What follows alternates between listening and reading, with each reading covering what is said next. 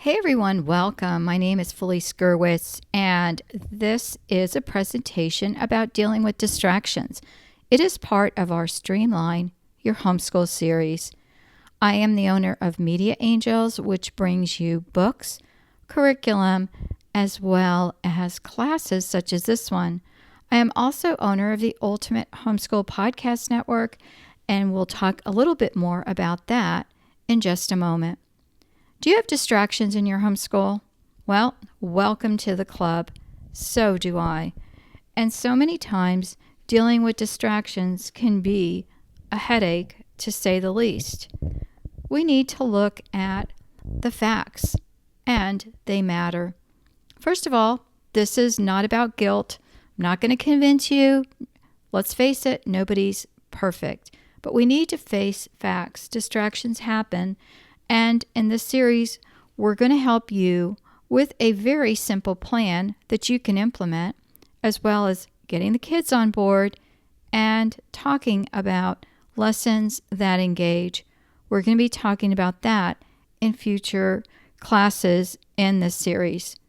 It is also time to regroup once you have a distraction that takes place, as well as taking a break when needed. If you're having a child that has a meltdown, that's a good time to say, all right, everyone, we're just going to take a break till we deal with this and then get on with it. Let's start at the beginning. The first is identifying what your daily distractions are. The second is placing them in very neat categories.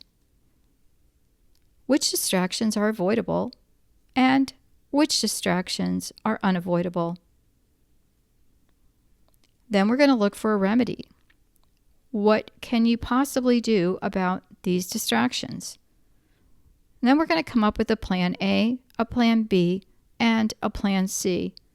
Once again, it depends on if the distraction is avoidable or unavoidable. For example, an avoidable distraction would be something like getting on your phone and searching social media.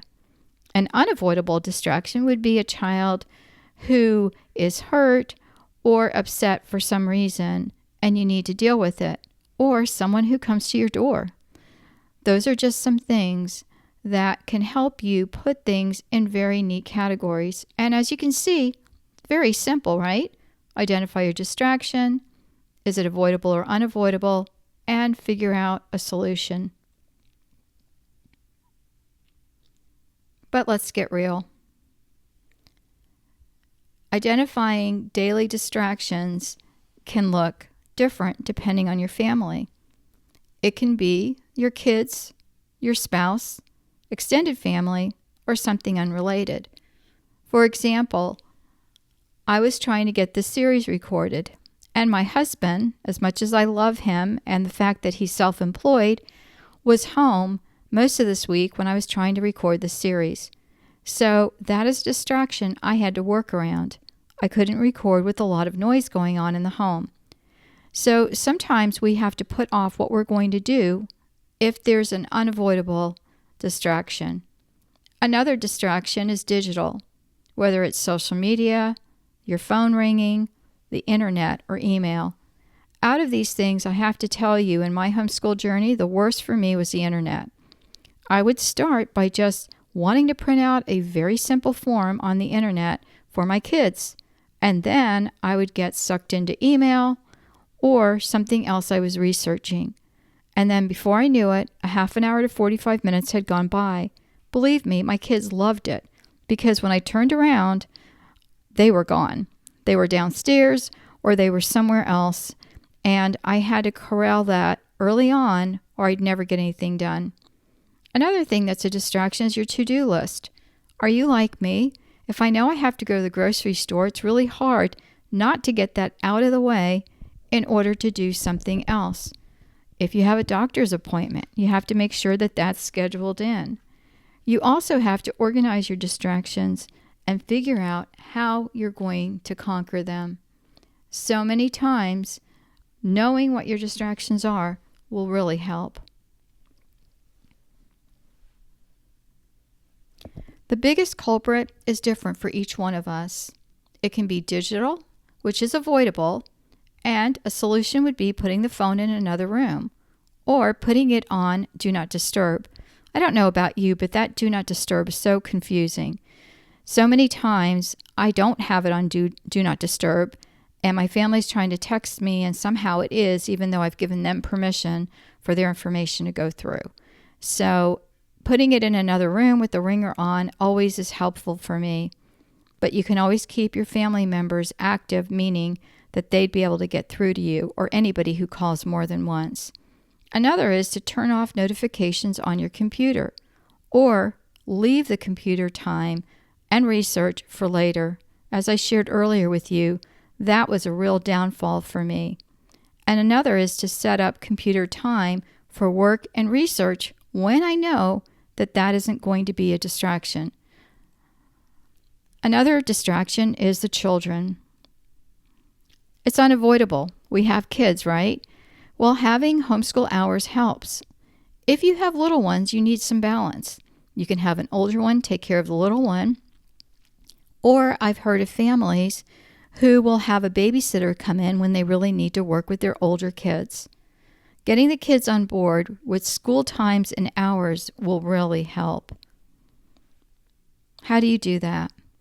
Well, explain the benefits. Explain to the children, look, if we get done with our schoolwork, we're going to have more time for so many other things. And then what? Well, then we enlist their help. This is why I need you, and explaining to our kids that they are important. They really are, and sometimes we don't tell them enough. Another thing is to teach our children to self-monitor themselves. I did a podcast episode 500 on homeschool do-overs, and I have to tell you, this is one of the areas I wish I had done better at. We're always there to catch them making their mistakes, but it's important for our children to be able to self-monitor themselves. One of the ways we can do this is positive feedback in a way that's meaningful.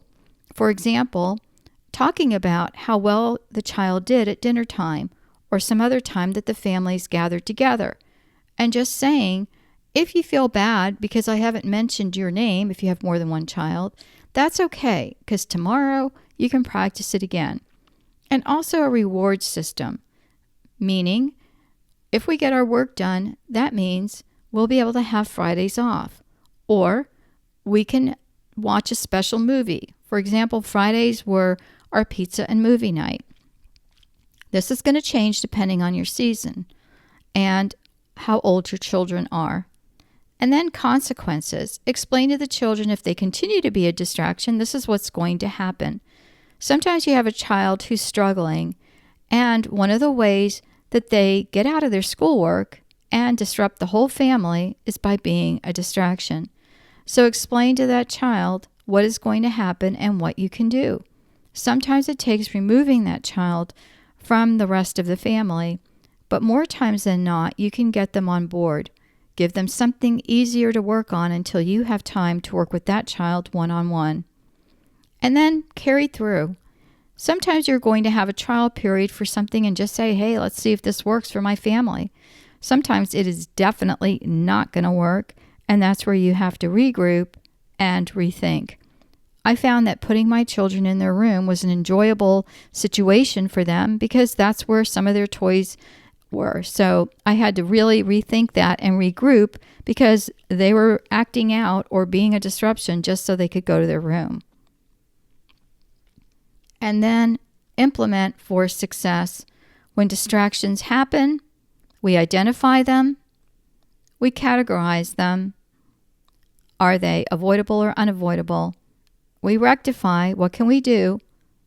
And then we analyze a solution. Did it work or didn't it work? And then we reassess or regroup. Super easy, isn't it? Well, I know that day-to-day distractions happen and our best laid plans can fall apart.